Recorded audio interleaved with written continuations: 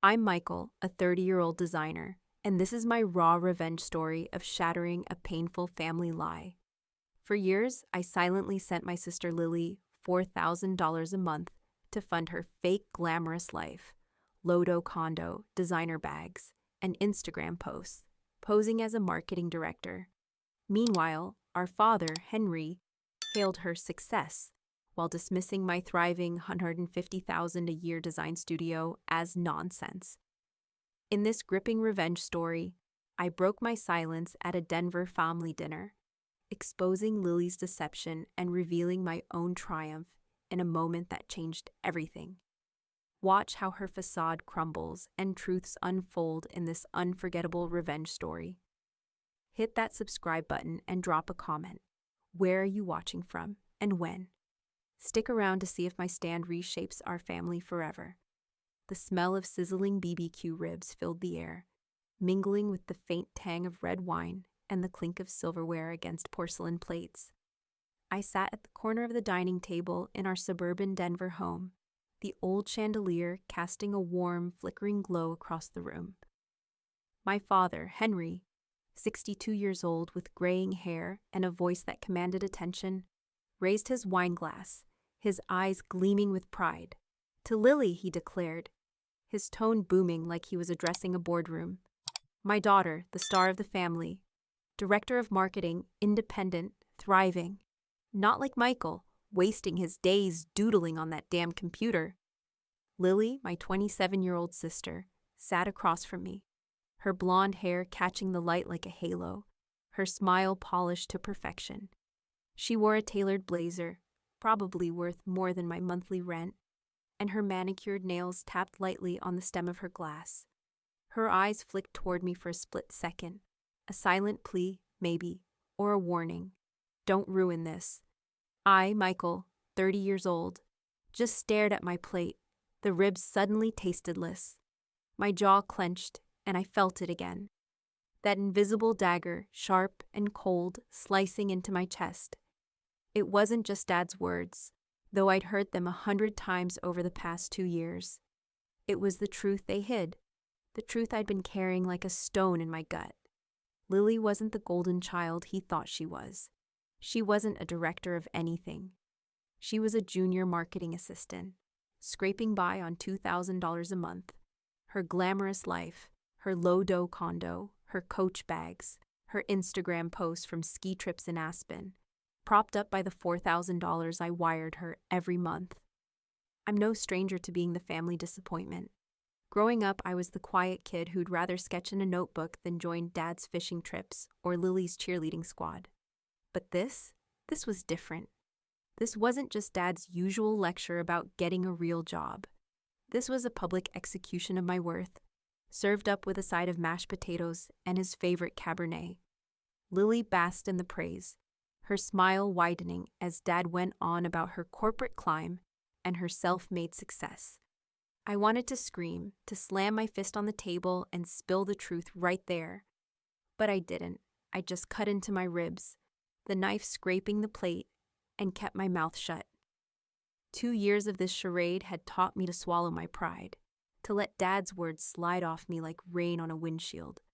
But tonight, the rain was starting to pool, and I wasn't sure how much longer I could keep driving through the storm. I glanced at the dining room, its walls lined with old family photos, me and Lily as kids, grinning gap-toothed at a 4th of July barbecue. Dad in his old principal suit, looking stern but proud. Those memories felt like they belonged to someone else now. Back then, Lily and I were a team. I'd defend her when bullies teased her at school, and she'd sneak me extra cookies from Mom's jar. But somewhere along the way, she'd decided that appearances mattered more than truth. And I'd let her build this facade, let her parade it in front of Dad, let her turn me into the family punching bag. Why? Because she was my little sister, and I thought I was protecting her. Because I thought family meant carrying their secrets, even when they cut you deep. The chandelier flickered, casting shadows across Lily's face as she laughed at something Dad said about her latest promotion. I caught a glimpse of her phone on the table, its screen glowing with notifications, probably Instagram likes on her latest post. A photo of her sipping cocktails at a rooftop bar, captioned something like, "Living my best life." I knew the truth behind those posts. I'd seen her bank statements, the overdraft alerts, the desperate text she sent me at 2 a.m. "Michael, I'm drowning. Can you send the money early this month?" I'd seen her in a Zoom meeting once, her face pale as her boss chewed her out for missing a deadline, only for her to post a selfie an hour later, all smiles and filters, pretending she was running the show. Dad's voice snapped me back to the table. "Michael, when are you going to stop messing around with that computer nonsense and get a real job like Lily?" His tone wasn't cruel, just dismissive, like I was a kid who'd never grow up. I forced a smile, the kind you plaster on when you're trying not to break. "I'm doing okay, Dad," I said, my voice low. He waved me off, turning back to Lily. "Your sister's got it figured out. She's out there making deals, living the dream. You could learn a thing or two." I looked at Lily again, her perfect smile now a little strained. She knew I could end this charade with a single sentence. She knew I was the one funding her dream. And yet she sat there, letting Dad's words build her up while they tore me down. The dagger twisted deeper, and I felt something shift inside me. A crack in the dam I'd built to hold back my anger, my hurt, my truth. I wasn't just a witness to this lie anymore. I was a survivor of it, carrying the weight of it every day, and I wasn't sure how much longer I could keep silent. As Dad raised his glass again, toasting Lily's bright future, I gripped my fork so hard my knuckles turned white. The storm was coming, and I could feel it brewing, ready to break. I didn't know it then, but that night was the beginning of the end of Lily's facade, the end of Dad's blind favoritism, and the beginning of me reclaiming my own story. The sting of Dad's words from that dinner lingered like a bruise, throbbing every time I thought of Lily's smug smile under the chandelier's glow. I drove back to my cramped Aurora apartment, the Denver skyline fading in my rearview mirror, my old Honda Civic rattling over potholes. The city lights blurred, not from rain, but from the storm brewing in my head. I wasn't just mad at Dad for calling my work nonsense, or at Lily for basking in his praise. I was mad at myself for letting this lie fester for 2 years, for carrying Lily's secret like a backpack full of bricks. As I pulled into my parking lot, the neon sign of a 24-hour diner flickering across the street, I couldn't shake the memory of how this all started, how I became the silent accomplice to my sister's deception.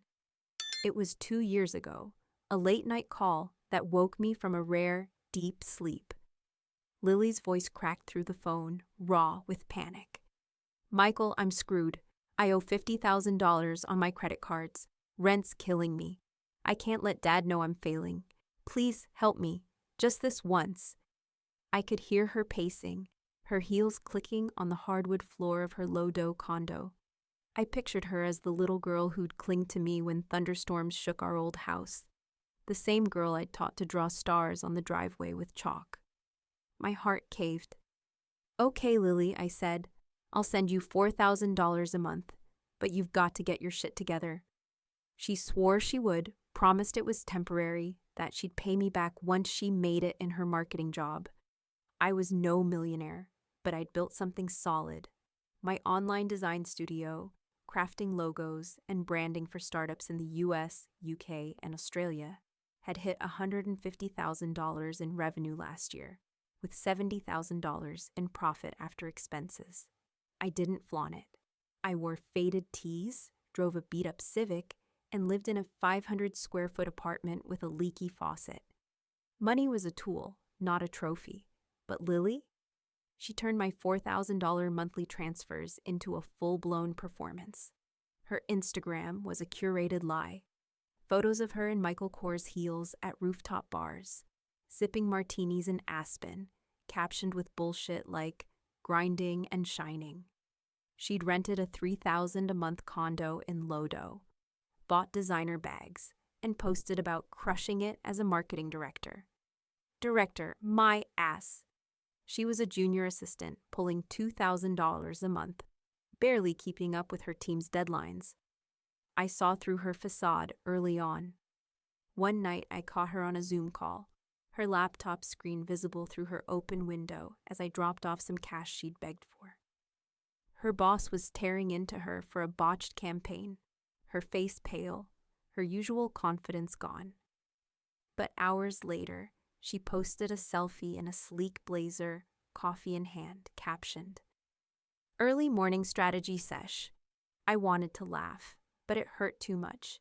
She was living a double life, funded by my hustle, while I sat in the shadows, letting Dad think I was the screw-up.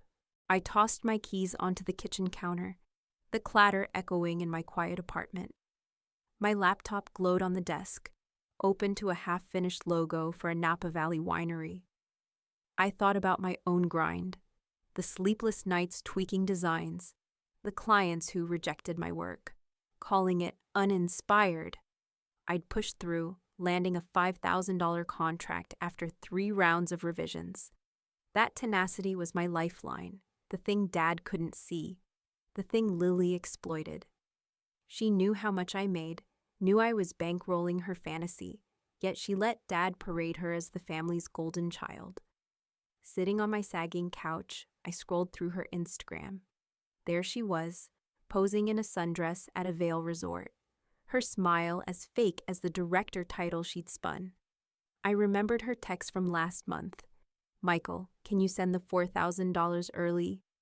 I'm behind on my car payment." I'd sent it, no questions asked, because I thought I was helping her stay afloat. But she wasn't drowning, she was diving deeper into the lie, buying more props for her stage.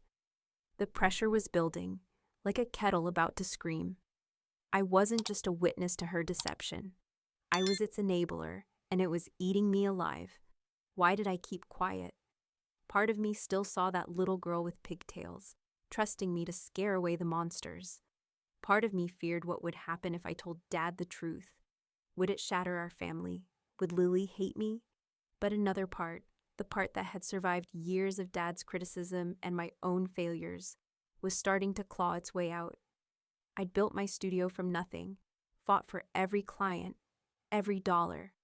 I wasn't the failure Dad thought I was, and I was done letting Lily's lie define me. As I stared at the city lights through my window, the diner's neon sign pulsing like a heartbeat, I felt the weight of those $4,000 transfers. They weren't just money, they were my silence, my complicity, my sacrifice. The storm from that dinner was still brewing, and I knew it wouldn't stay quiet much longer. I was a survivor of this charade, but surviving wasn't enough anymore. I needed to speak.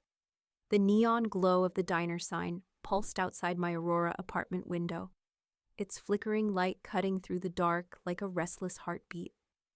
I sat on my sagging couch, the weight of Lily's deception still heavy in my chest, my laptop screen dimming on the desk across the room. The memory of her fake smile at Dad's dinner table, the way she let him call my work nonsense while I bankrolled her lie, churned in my mind like a storm that wouldn't break. I'd gone to bed that night after our last family dinner, but sleep didn't come. Instead, I lay staring at the ceiling, the hum of the city outside my window, a faint reminder that life was moving on while I was stuck in this role as the silent enabler, the family disappointment, the survivor of a truth I hadn't yet dared to speak. Every time I closed my eyes, I heard Dad's voice. "Michael, get a real job like Lily. She's out there making things happen." I saw Lily's Instagram posts, her in a sleek blazer at a Denver rooftop bar, captioned, "Leading the charge." Leading the charge? She was barely keeping up with her junior marketing job, scrambling to meet deadlines while I sent her $4,000 a month to prop up her facade. I'd seen her stress in real time, like that Zoom call where her boss tore into her for a half-assed campaign. Yet she still played the part of the golden child, letting Dad think I was the one wasting my life. I got up, pacing the creaky floorboards of my 500-square-foot apartment. My desk was a mess. Sketches, post-it notes, a coffee mug stained with days-old grounds. On the screen, a half-finished logo for a Napa Valley winery stared back at me, a reminder of my own grind. 2 years ago, that same client had rejected my first 3 designs, calling them uninspired. I'd spent weeks reworking them, staying up until dawn, fueled by cheap coffee and stubbornness. When they finally signed off, wiring me $5,000, it felt like a small victory in a war no one else saw. That was my life. Quiet wins, invisible to Dad, who thought my freelancing was just doodling on a computer. Lily knew better. She'd seen my PayPal statements when she begged for extra cash last month. She knew I'd built a studio pulling $150,000 a year with $70,000 in profit. Yet she let Dad's words cut me down, let him hold her up as the family's success story while I carried her secret. I stopped pacing, my reflection caught in the dark window. I looked tired, bags under my eyes, stubble creeping across my jaw. Was I really going to keep this up? Protect Lily's lie while Dad used her to shame me? I thought of our childhood, back when we were a team. I'd stand up to kids who teased her at school, and she'd sneak me comic books when Dad grounded me. Those memories made this betrayal sting worse. She wasn't just my sister. She was the one person I thought would always have my back. But now, every time Dad praised her corporate climb, it felt like she was stabbing me in the chest, and I was letting her twist the knife. My phone buzzed on the counter, a text from Dad. "Michael, you should talk to Lily about networking. She's got connections. Maybe she can help you find a real job."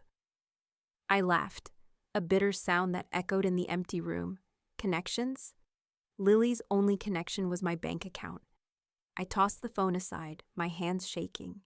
The storm inside me was raging now, a mix of anger, guilt, and something else, resolve. I'd spent 2 years swallowing my pride, thinking I was protecting Lily, protecting our family. But what was I protecting? A lie that made me invisible, that erased everything I'd built? I thought about my studio, the late nights, and the clients who challenged me to be better. Like that Seattle startup last year, they'd hated my first logo, said it didn't capture their vibe. I'd wanted to quit, but I didn't. I reworked it, studied their brand, and delivered something that made them email me. "You nailed it." That was the kind of fight Dad didn't see, the kind Lily exploited. She knew I was the one keeping her afloat, yet she let me sit there at dinner, taking Dad's criticism like a punching bag. I wasn't just a witness to her deception anymore. I was a survivor of it, battered but still standing. And I was starting to realize that surviving wasn't enough. I needed to fight back. I sank back onto the couch, the diner's neon light casting jagged shadows across the room. The question wasn't whether I could keep Lily's secret anymore. It was whether I could keep betraying myself. If I told Dad the truth that I was funding her success, that my nonsense paid for her condo, her bags, her Instagram life, what would happen? Would Lily hate me? Would it break our family? Or would it finally set me free? The storm inside me was reaching its peak, and I knew the next family dinner would be different. I wasn't just carrying Lily's lie anymore. I was ready to let it go, to let the truth crash through like lightning. The storm inside me, brewing since that last dinner, had reached its breaking point. I could still feel the weight of Dad's words, the way Lily's fake smile had burned into me as I drove home to my Aurora apartment. The neon diner sign mocking my silence. For days, I'd wrestled with the choice: keep carrying Lily's lie or let it crash. That question haunted me, pacing my creaky floorboards, staring at my laptop's glow.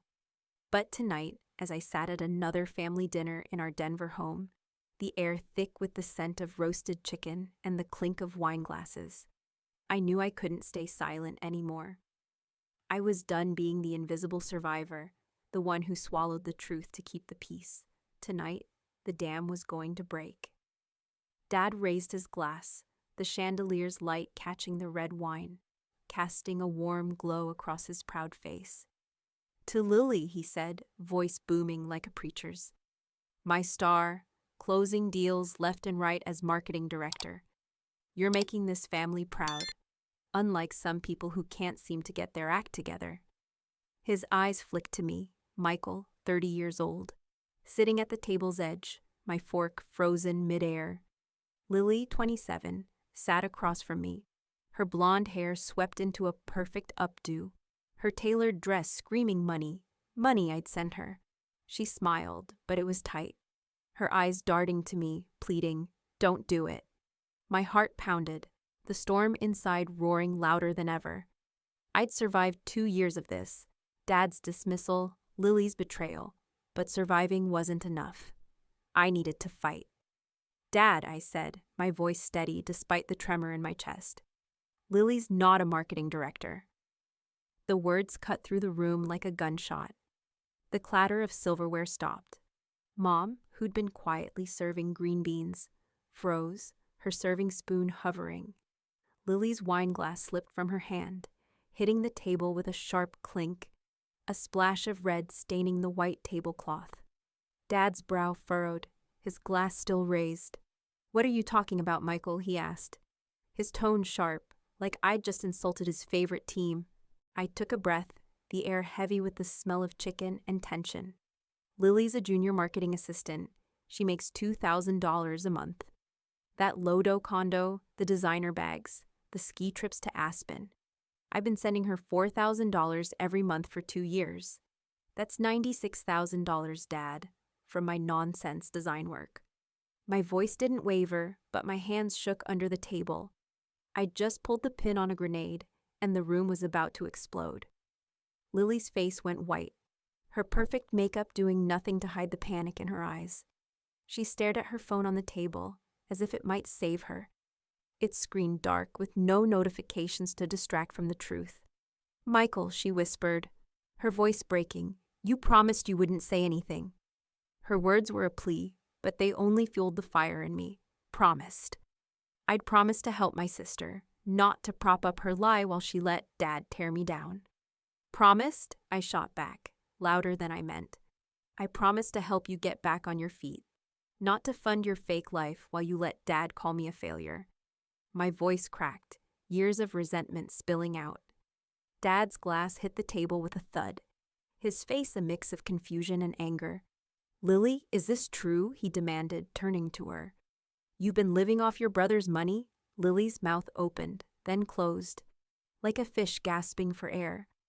"Dad, it's not like that," she stammered. "It was a loan. I was going to pay him back." Her voice lacked conviction, her eyes darting to me, then to the floor.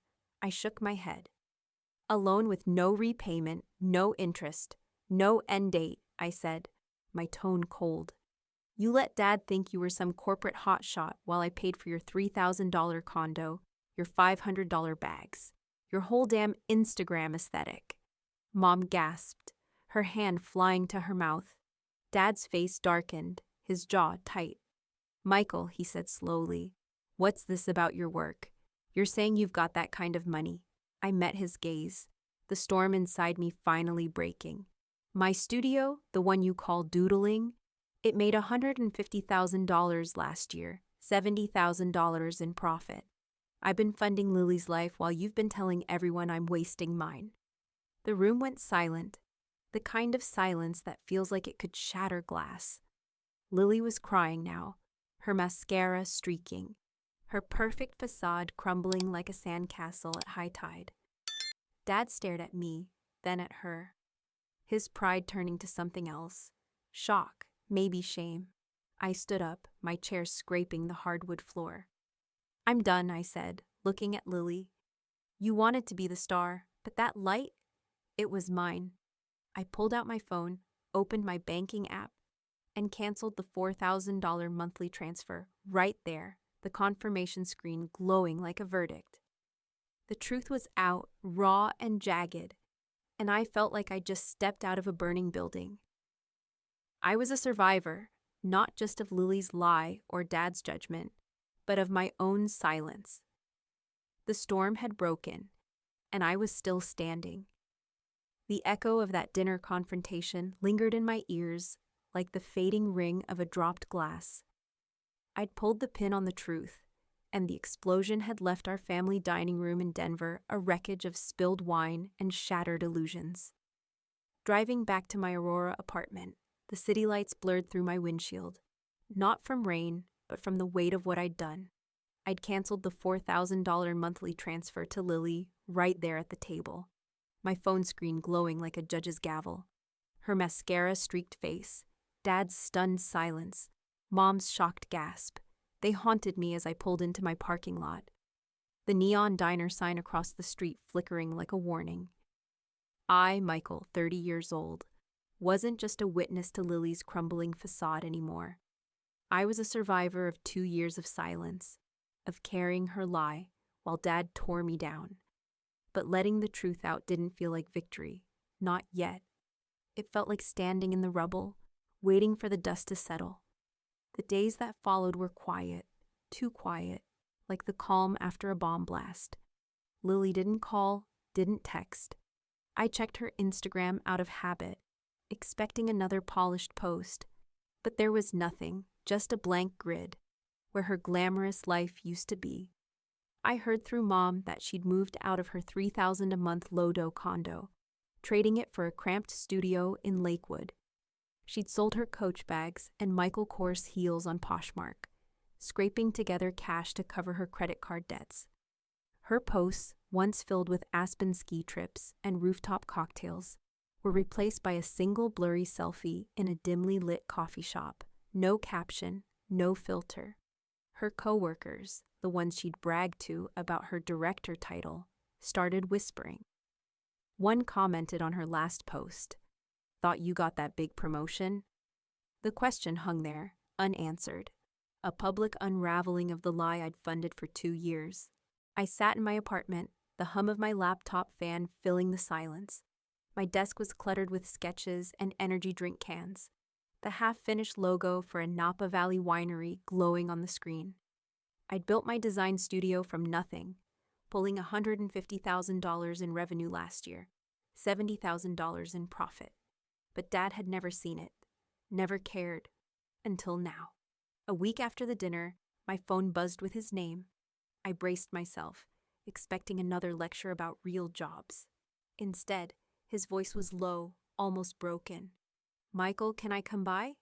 I hesitated, then said yes, unsure what to expect. When he arrived, the sight of him in my doorway felt surreal. Henry, my 62-year-old father, once a high school principal who commanded respect, looked smaller, his shoulders slumped. He stepped inside, his eyes scanning my tiny apartment, the sagging couch, the cluttered desk, the post-it notes pinned to a corkboard.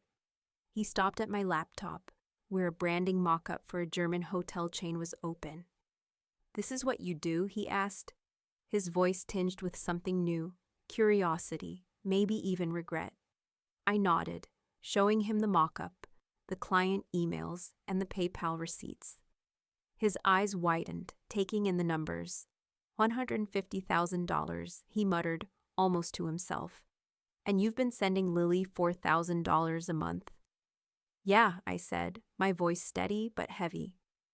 "While you told everyone I was wasting my life." He winced, his face crumpling like paper. "Michael, I was wrong," he said, his words slow, deliberate. "I thought Lily was the one making it. I didn't see what you've built." For the first time, I saw shame in his eyes, not judgment. It didn't erase the years of dismissal, but it cracked something open, a door I thought was locked forever. Lily's world, meanwhile, kept unraveling. Mom told me she'd started working extra shifts at her marketing firm, trying to make ends meet on her $2,000 a month salary. Her director facade was gone, exposed not just to our family, but to her social circle. Friends who'd envied her ski trips and designer outfits stopped calling, their invitations to upscale brunches drying up. I didn't hate her for it. I remembered the little girl who'd draw stars with me on the driveway, the one who'd cry when I left for college. But that girl was buried under layers of lies, and I couldn't keep digging her out. I leaned back in my chair, the neon diner light casting jagged shadows across my walls. Canceling that $4,000 transfer felt like shedding a skin I'd outgrown. But the fallout wasn't just Lily's, it was Dad's too. He'd spent years bragging about her success to relatives, neighbors, anyone who'd listen, while dismissing my studio as a hobby. Now he had to face the truth. His golden child was a mirage, and the son he'd written off was the one keeping it alive. As I stared at my laptop, the winery logo glowing, I felt a strange calm. I'd survived Lily's betrayal, Dad's blindness, and my own silence. The rubble was still there, but I was standing taller in it. The truth had broken free, and with it, a piece of me I'd buried for too long. I wasn't just a survivor anymore. I was ready to rebuild. The dust from that explosive dinner had settled, but the echoes of Lily's crumbling facade and Dad's stunned realization still lingered. I'd walked away from that Denver dining room a survivor, not just of their betrayal, but of my own silence. Back in my Aurora apartment, the neon diner sign across the street flickered like a pulse, a reminder that life kept moving, and so could I. The $4,000 monthly transfers to Lily were gone, canceled with a tap on my phone, and with them went the weight of her lie. For the first time in 2 years, I felt like I could breathe. But breathing wasn't enough.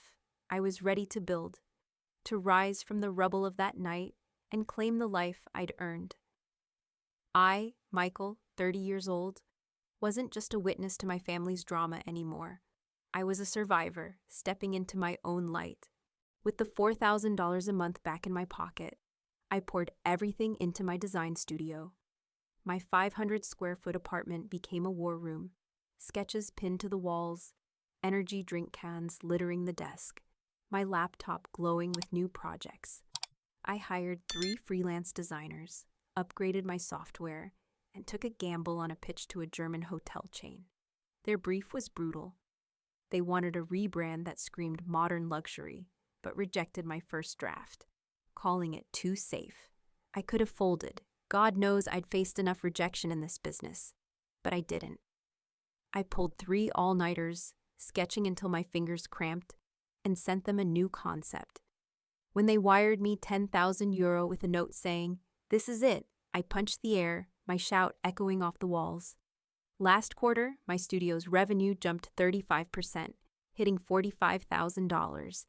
I started dreaming bigger, a real office in Denver, maybe even a trip to meet my European clients in person. Dad's visit to my apartment had cracked open something new. He didn't call to lecture me anymore. Instead, he'd ring every few days, his voice softer, curious. "Michael, how'd you land that German deal?" he asked one evening, the hum of his TV in the background. I told him about the late nights, the revisions, the stubborn grit that got me there. "You're something else," he said, and I could hear the pride in his voice, a sound I'd never thought I'd earn. At a family barbecue last week, he pulled me aside, his hand heavy on my shoulder. "I told your Uncle Jim about your studio," he said. "Told him you're making more than I ever did as a principal." His eyes, once sharp with judgment, now held something like respect. It didn't erase the years of being dismissed, but it was a start, a brick in the foundation I was rebuilding. Lily was finding her own way, or at least trying to. She texted me a month after the dinner, her words tentative. "Michael, I'm sorry. I was wrong to use you like that. I'm trying to be real now." She'd taken extra shifts at her marketing firm, her $2,000 a month salary barely covering her Lakewood studio's rent. Mom said she'd sold most of her designer clothes, keeping only what she could justify. I saw her new Instagram posts, simple shots of her at a local diner, no filters, captioned with things like "starting over." She told me about the pressure she'd felt in her industry, where everyone on LinkedIn was posting about promotions and crushing it. "I didn't want to be the one who wasn't," she said, her voice small. I didn't forgive her right away. Trust takes time to rebuild, but I didn't hate her either. I saw the little girl who'd drawn stars with me, now stumbling but trying to stand. I leaned back in my chair, the neon diner light casting a soft glow across my apartment. My laptop screen showed a new email, a potential client in London, asking for a pitch. I thought about the early days of my studio, when I'd nearly quit after a client called my work amateur. I'd kept going, not because I had to prove anything to Dad or Lily, but because I believed in what I could create. That belief had carried me through rejection, self-doubt, and now this family drama. I wasn't just surviving anymore. I was thriving, building something real while Lily's fake world collapsed. The city hummed outside, a reminder that I was part of something bigger. My studio wasn't just a job. It was my proof that grit could outshine glitter. Dad's pride, Lily's apology, they were steps forward, but they weren't the goal. The goal was the life I was carving out. One design, one deal, one late night at a time. I closed my laptop, the screen fading to black, and looked at the neon sign across the street. Its pulse felt like my own now, steady, alive, unapologetic. I'd survived the lie, the betrayal, the silence. Now I was ready to rise, not just for them, but for me. The neon diner sign across from my Aurora apartment pulsed like a steady heartbeat, its glow filtering through my window as I sat at my desk, the weight of the past 6 months settling around me. The storm of that family dinner, where I'd shattered Lily's facade and forced Dad to see the truth, felt like a lifetime ago. I'd canceled the $4,000 monthly transfers, watched Lily's glamorous lie crumble, and seen Dad's eyes shift from judgment to respect. My design studio was thriving, with a 35% revenue spike and a new contract in London on the horizon. But tonight, as I, Michael, 30 years old, stared at my cluttered desk, I wasn't thinking about numbers or deals. I was thinking about the scars, mine, Lily's, our family's, and how they'd shaped the man I'd become. I wasn't just a witness to this drama anymore, nor just a survivor of it. I was someone who'd learned to rise from it, to find strength in the wounds I'd carried. I leaned back in my chair, the creak of its old springs breaking the silence of my 500-square-foot apartment. On my desk sat a faded sketch, one of my first designs, a clunky logo for a Boulder coffee shop from 5 years ago. The owner had called it amateur, and I'd almost quit right then, convinced I'd never make it. But I kept it, pinned to my corkboard like a battle scar, a reminder of every rejection, every all-nighter, every moment I doubted myself but pushed through.